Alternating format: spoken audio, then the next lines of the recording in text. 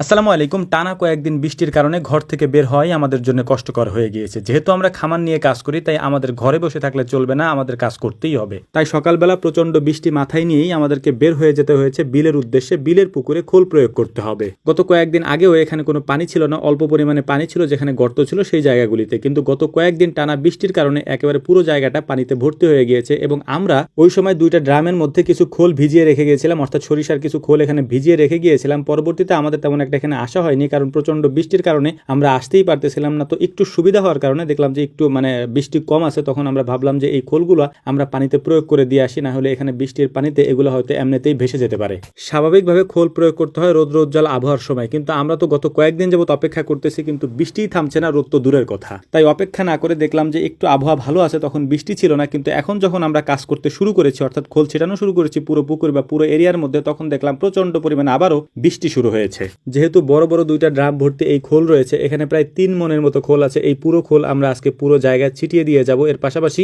যে জায়গাগুলিতে পানি ছিল না, অর্থাৎ শুকনা ছিল, ওই জায়গাগুলিও দেখলাম যে আস্তে আস্তে পানিতে ভরপুর হয়ে যাচ্ছে। তো আগামী কয়েকদিনের মধ্যে আমরা আরো বড় পরিসরে মাছ এনে এখানে ছেড়ে দেবো ইনশাআল্লাহ। যেহেতু প্রাকৃতিকভাবে এখানে প্রচুর পরিমাণে খাবার রয়েছে, তাই মাছগুলি দেখতে দেখতে খুব দ্রুতই এখানে বড় হয়ে যাবে ইনশাআল্লাহ, আমরা যেটা আশা করছি। জায়গাটা যেহেতু অনেক বড়, তাই আমাদের অনেক বেশি সময়ের প্রয়োজন হবে, কিন্তু বৃষ্টি কোনোভাবেই থামছিল না। আমরা ভাবতেছিলাম যে হয়তো বৃষ্টিটা একটু কমলে আমাদের সরিষার এই খোলগুলা পানিতে প্রয়োগ করতে একটু সুবিধা হবে, কারণ এই আবহাওয়ার মধ্যে খোলগুলা দিলে তেমন একটা কাজে আসবে না। কিন্তু আমরা অপারক, গত কয়েকদিন যাবতীয় আমরা চেষ্টা করছি আবহাওয়া একটু স্বাভাবিক হলে এটা দেওয়ার জন্য, কিন্তু আবহাওয়া কোনোভাবেই স্বাভাবিক হচ্ছে না। টানা বৃষ্টির কারণে আমরা এটা দিতেও পারছি না। তো আলহামদুলিল্লাহ, দেখতে দেখতে আমাদের খোল প্রয়োগের কাজটা প্রায় শেষের দিকে। তো আমরা এখন যে কাজটা করব সেটা হচ্ছে যে বাকি যে খোলগুলি আছে, এই খোলগুলি উপরে যে জায়গাগুলিতে পানি উঠে গিয়েছে, অর্থাৎ এই জায়গাগুলি শুকনা ছিল, আগে এখানে ধান লাগানো ছিল, এই জায়গাগুলিতে আমরা দিয়ে দেবো। পরবর্তীতে এখানে পানি হলে এই খোলগুলো এখানে কাজে লাগবে ইনশাআল্লাহ। আমরা এই কাজগুলি করার সময় আনিস ভাই আমাদের সাথে ছিল। তো উনি এক জায়গায় বসেছিল ছাতা নিয়ে, কিন্তু দেখলাম যে উনি কিছু একটা করছে, অর্থাৎ কিছু একটা ছিঁড়তেছেন এখান থেকে আর কি। কাছে গিয়ে দেখলাম উনি মূলত হেলেঞ্চা শাক এখান থেকে তুলতেছিলেন। হেলেঞ্চা শাকটা মূলত মালঞ্চ শাকের মতো কিছুটা,